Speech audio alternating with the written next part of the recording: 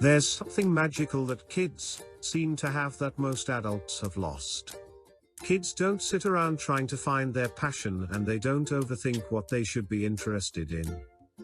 Kids just do what they want to do without all of the BS expectations and pressure we heap on ourselves as adults. Which is ironic, because how many times have you been told to find your passion?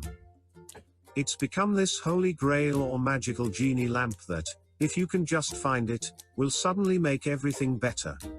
So we start asking, what should I do with my life? How do I find my purpose? What's my passion?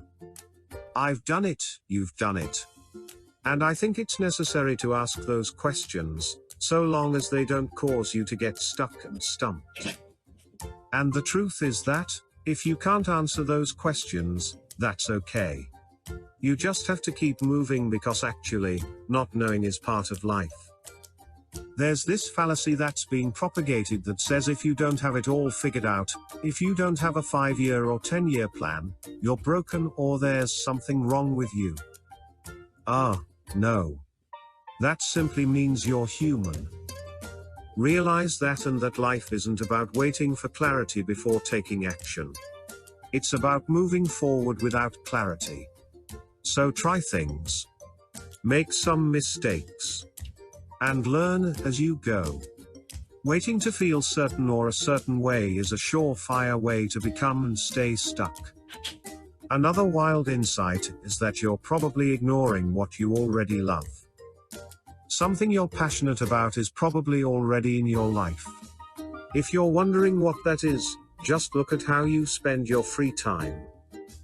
But either people don't value those things, or they think they're too out there, or too weird, and dismiss them because of reasons that's not realistic. You can't make money with that, that's just a hobby.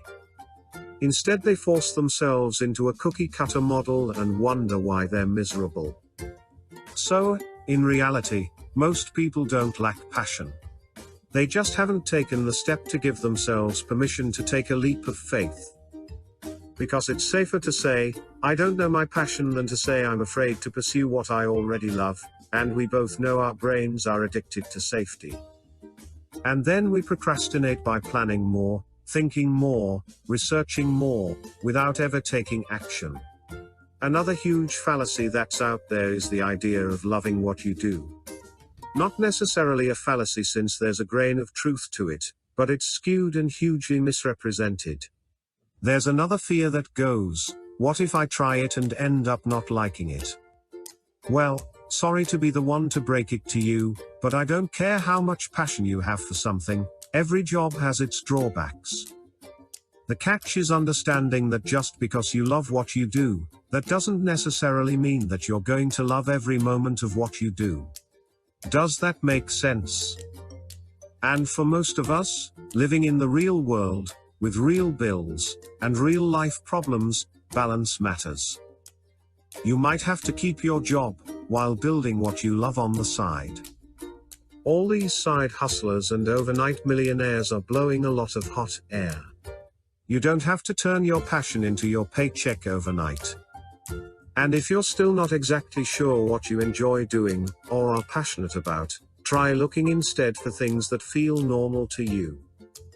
Things that other people comment on, but that you think is just normal. Maybe that's your direction to explore. Most of us are already doing things that we're passionate about. The scary next step is giving yourself permission to take action on it. Hope this gave you a different take on passion and purpose. Please like, comment, and subscribe for more.